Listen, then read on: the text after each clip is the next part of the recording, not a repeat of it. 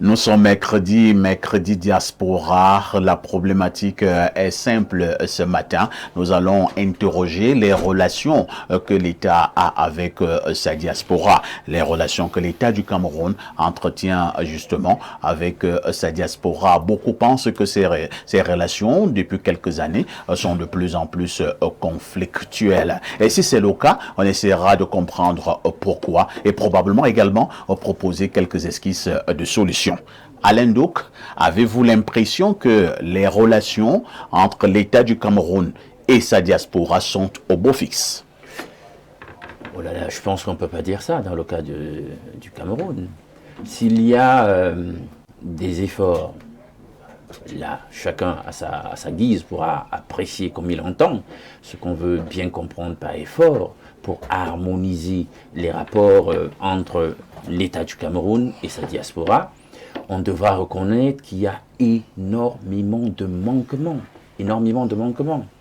Donc, vous le savez par exemple, je l'ai toujours dit sur ce plateau, on ne peut pas concevoir un rapport entre ces intelligences de l'étranger, ces compétences de l'étranger, ces énergies de l'étranger et la terre natale, sans envisager une espèce d'ingénierie qui permettent qu'en réalité, par rapport à notre retard sur le développement, ces gens, de l'autre côté, soient nos yeux, soit notre langue, soit même dans une certaine mesure, nos mains et notre intelligence, j'aime le mot, pour acquérir un certain nombre d'informations, pour acquérir un certain nombre de technologies, pour acquérir un certain nombre de choses, de compétences qui doivent servir prioritairement au développement de la terre natale.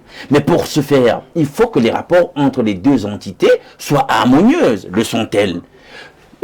Vous savez, toutes les grandes nations du monde ont recours à cette intelligence pour se développer. Ils envoient leurs citoyens à l'étranger. Oui, la Chine l'a fait, le Japon l'a fait. Ça n'arrête pas de se faire, monsieur. Et je peux vous dire que même dans l'intelligence d'une nation telle que les États-Unis, lorsqu'il y a des États-Unis qui se retrouvent de l'autre côté en Chine, parce qu'il faut relever que les migrations se font dans les deux sens, et les deux nations se tiennent d'ailleurs, vous le savez très bien, dans une espèce de compétition où on se respecte. La Chine, par exemple, détient le plus grand nombre de bons du trésor des Américains. Les gens ne savent pas ça. C'est le plus grand créancier des États-Unis. Même de l'autre côté, quand les Américains envoient, je suis sûr qu'ils réfléchissent dans le sens de la prospective et de l'intelligence pour rattraper un certain retard déjà qui commence à accumuler sur la Chine, notamment en ce qui concerne l'industrie, par exemple, automobile. Et dans bien d'autres domaines de l'économie numérique. Donc, c'est de ça qu'il est question. Est-ce que nous le faisons? On a déjà établi une espèce de rift entre les nationaux, entre la nation, l'État, et puis ceux des nôtres qui sont de l'autre côté. Par exemple, vous le savez, je le dis toujours ici, quand déjà vous dites à un concitoyen qui a immigré que lorsqu'il doit revenir en terre natale, quelqu'un que vous devriez considérer en termes triviaux, comme pour parler au quartier, là, je sais pas, comme un chargé de mission, entre guillemets, lorsqu'il doit revenir au niveau du pays, vous dites qu'il est tenu de payer une somme et qui n'est même pas une bagatelle en termes de visa pour revenir au pays. Ça, j'ai toujours dit qu'il n'a plus la nationalité. En réalité, sur le plan de la sémiotique, puisque nous sommes dans la communication, sur le plan de la symbolique et de la sémiotique, vous avez orchestré une espèce de fracture. Vous lui dites que, quelque part, il n'est plus autant national que ça. Hein? Quelque part, vous avez signifié une espèce de rupture. Et je dis, c'est dommageable et on le voit chaque jour. Les nations qui ont compris qu'il ne fallait pas en arriver là, on voit exactement comment ils utilisent leur diaspora pour impulser le développement chez eux. Et on a des exemples africains qui vont dans le sens d'utiliser et de dynamiser leur diaspora, lui consacrer une place majeure dans la gouvernance pour qu'elle ait son mot à dire et pour qu'elle porte au développement du pays. Merci Alain Douk. Eric Achinko, nous avons fait un petit tour pour ce qui est de la recherche pour étudier rapidement certaines autres diasporas. Je voudrais beaucoup plus parler de la diaspora de l'Afrique de l'Ouest. Lorsque vous prenez les pays pays comme le Sénégal, vous prenez des pays comme la Côte d'Ivoire, le Ghana, et j'en oublie certainement, le Mali, vous avez la nette impression que de ce côté, il y a une sorte de fusion, il y a une sorte d'harmonie entre ces diasporas et leurs États. Alors, quel est le secret? Pourquoi, au niveau de la diaspora camerounaise, nous avons l'impression, je dis bien que ce n'est qu'une impression, que les relations sont un tout petit peu tendues? Disons que les relations ne sont pas totalement tendues. J'ai la chance d'avoir été de la diaspora lorsque j'étais plus jeune en tant qu'étudiant. La diaspora camerounaise est constituée de deux catégories. Oui. La première catégorie, c'est la catégorie estudiantine, c'est-à-dire c'est des étudiants qui y vont et dans la plupart des cas, ils bénéficient de l'accompagnement de l'État du Cameroun par le biais, par exemple, du ministère de l'enseignement supérieur qui leur octroie des bourses d'accompagnement, c'est-à-dire ça peut être par exemple des États qui leur ont donné des bourses, mais de toutes les manières, il y a le suivi des étudiants par le ministère de l'enseignement supérieur. Et ça, c'est salutaire. Maintenant, de l'autre côté, vous avez une autre catégorie dans la diaspora. C'est la catégorie dite professionnelle. Des gens qui sont allés par moment, par leurs propres moyens. Et pour chercher un emploi. Pour chercher un emploi, ils y travaillent. Et au sein de cette catégorie, on peut également retrouver des anciens étudiants. Et ils ont étudié et ils ont gagné le monde professionnel. Maintenant, vous avez dans cette même catégorie, la marmaille, c'est-à-dire des gens qui n'ont pas de niveau, ils n'ont pas été à l'école, c'est des plongeurs, c'est des gens qui se cherchent. C'est cette catégorie qui pose donc beaucoup de problèmes à l'État du Cameroun. C'est-à-dire quelqu'un qui n'a pas un emploi, lorsque le chef de l'État y va, on le voit souvent, il va à Genève, vous allez voir une catégorie de personnes qui vont camper à l'hôtel, devant l'hôtel du chef de l'État. En Europe, ça va vite, les gens travaillent. Si vous ne travaillez pas, vous n'aurez rien. Mais comment se fait-il que cette catégorie de la diaspora se retrouve en train de camper pendant un mois? Ils font quoi? Ça veut dire que c'est de la racaille en réalité. Le monde n'est pas fort? Ça veut dire que c'est de la racaille. C'est des gens. Ça peut te valoir. C'est des gens qui. L'obéisme. En réalité, nous pensons. Moi, j'ai fait la diaspora. Oui. J'ai été de la diaspora. Donc, vous savez de quoi vous parlez. Je sais de quoi je parle. Et on se regarde en face. Au sein de cette diaspora, de cette même diaspora, il y a des fémans. C'est-à-dire, il y a des gens qui sont sortis du Cameroun. Donc, des bandits. C'est des bandits. Ah bon, avant, utilisons un autre mot. Hein. C'est des bandits en réalité. Non, je préfère ne plus utiliser le mot bandit. Moi, je dis bandit. Non, le mot bandit n'est plus bien. Je dis bandit. Ne parlez plus de bandit sur ce plateau. Je mesure, je dis c'est des bandits. Disons des voyous. C'est des bandits. C'est des bandits qui vont faire de la monnaie. C'est-à-dire, ils fabriquent des faux dollars, ils font... C'est connu. Tout à fait. Et quand ils reviennent avec ils sont économiquement forts. C'est-à-dire, leur économie, ils volent là-bas pour venir investir au Cameroun. Ah, vous êtes brutal, hein? Ils volent là-bas, ils arnaquent pour venir... Moi, je vous dis la vérité. Hein. Les gens, ils ont des bars, les hôtels, les machins, trucs. Si vous recherchez, c'est de blanchissement d'argent. Ça, là, c'est connu.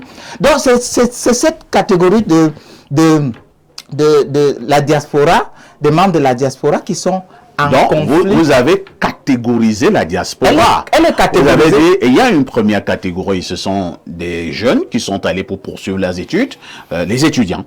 Vous avez dit, il y a une autre catégorie, ceux qui sont allés pour trouver un emploi. Et dans cette catégorie, il y en a qui sont allés poursuivre leurs études. À la fin de leurs études, ils ont eu un emploi là-bas. C'est des élites. Maintenant, vous avez une troisième catégorie. C'est-à-dire que ceux-là qui ne sont pas allés à l'école et qui sont dans des petits métiers, d'autres qui n'en ont même pas. Et c'est cette catégorie-là, selon vous, qui crée le plus de problèmes? C'est justement elle qui crée le plus de problèmes parce que, voyez-vous, comme je l'ai dit, ils pensent qu'ils peuvent transformer le Cameroun à leur vitesse. Et ils portent les combats des Camerounais, de ceux qui sont au Cameroun, comme si ceux qui étaient au Cameroun n'avaient pas de voix. Ils s'érigent en la bouche des Camerounais. Ça, c'est une catégorie. Et il y a maintenant le fait que ceux qui font dans la politique, la catégorie politicienne, de la diaspora ne retrouvent pas le réconfort de l'État, parce que l'État doit trouver des mécanismes pour les accompagner.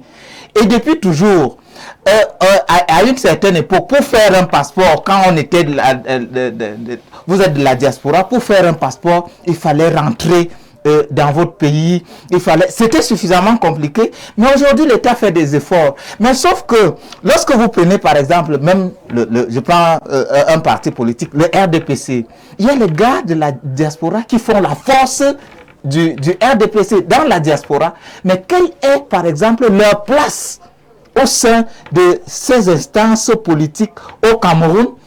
Est-ce que leurs efforts là-bas sont reconnus au Cameroun? Pourquoi ne même pas créer, par exemple, tout un département qui accompagne la diaspora dans l'investissement, dans leurs aspirations politiques aussi?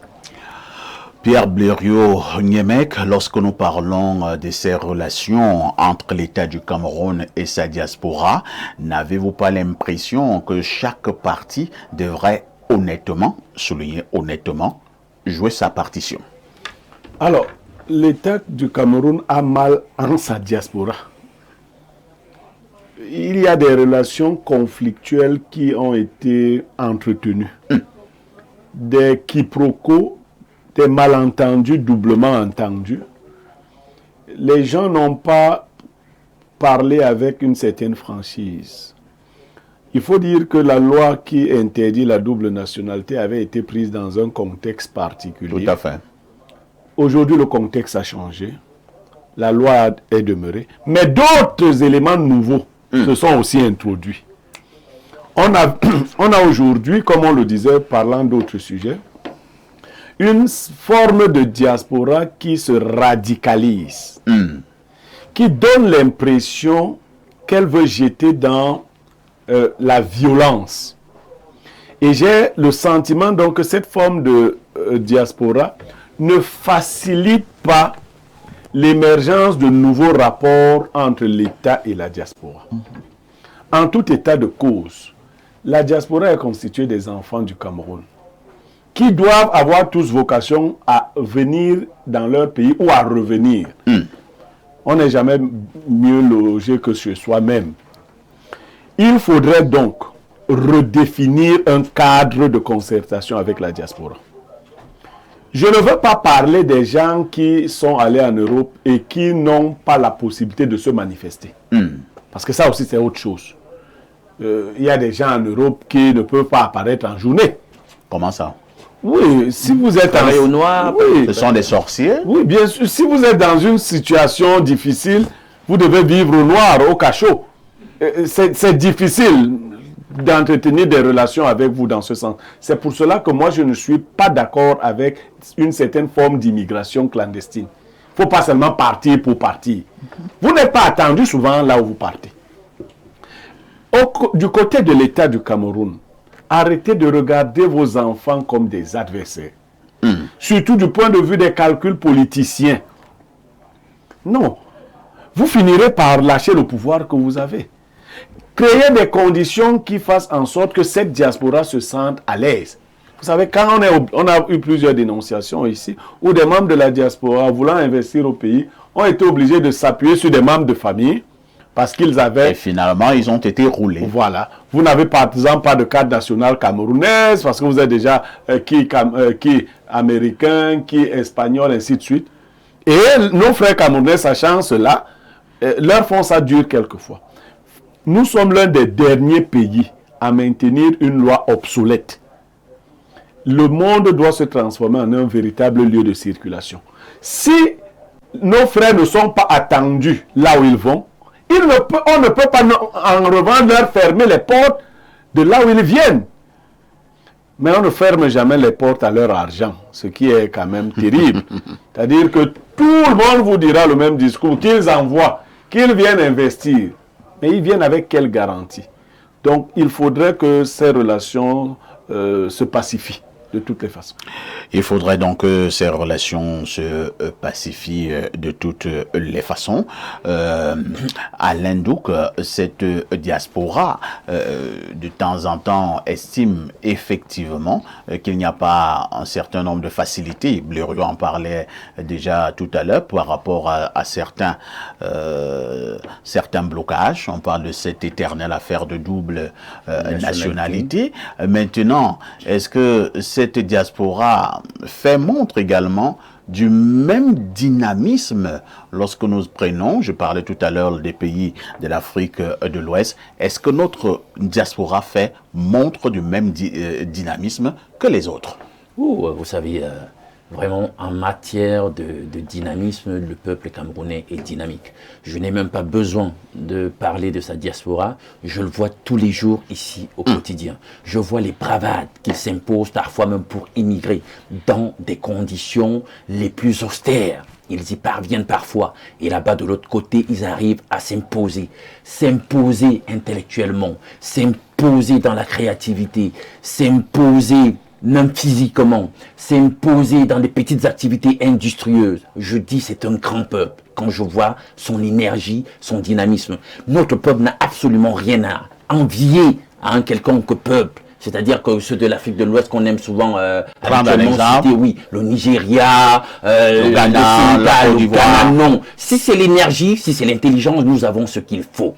Mais parfois, on n'arrive pas à manager. C'est ça le problème. C'est-à-dire qu'on n'arrive pas à trouver la belle formule pour manager, canaliser les énergies camerounaises de façon à en produire la productivité optimale. C'est ça le problème. Vous voyez déjà, si vous voulez profiter de votre diaspora, donnez-lui un statut. Ne lui donnez pas de porter le manteau de la frustration ou du rejet. Ça, c'est d'un. Maintenant, créez des ponts, créez de la stabilité, créez de la continuité dans vos rapports avec eux. Parce que c'est vous de l'autre côté. Il faut qu'ils ressentent que véritablement, il y a cette continuité. C'est-à-dire que le fait d'être parti n'a pas rompu le cordon ombilical. Ça donne des assurances. Parce que d'ici déjà, je me sens rejeté. Même quand il faut investir de mon argent, je dis, ben, si déjà moi, en tant que personne, j'ai l'impression que je ne suis pas accepté pour ce que je suis, est-ce que c'est mon argent véritablement qui pourra produire effectivement ce qui est attendu? On commence à avoir des doutes. Or, de l'autre côté, on a l'impression qu'ils sont beaucoup plus dynamiques parce que la problématique ne se pose pas. Là-bas, il y a toute une organisation dans la gouvernance pour gérer les rapports entre l'État, ceux qui sont restés, les nationaux et eux. Ils se sont pleinement acceptés. La problématique de la double nationalité ne se pose pas. Ils ont des garanties lorsqu'ils doivent investir. Ils peuvent le faire librement puisqu'ils sont tout simplement un citoyen qui a immigré, mais qui, lorsqu'il doit investir, ne rencontre pas de problème particulier. Dans notre économie, l'économie de nos rapports avec ceux de notre diaspora, ce n'est pas ça. Il se pose d'abord la question, est-ce que je suis même encore pleinement camerounais? Mon argent, lorsque vous arrivez, il va investir dans un état totalement kafkaïen en raison de la corruption.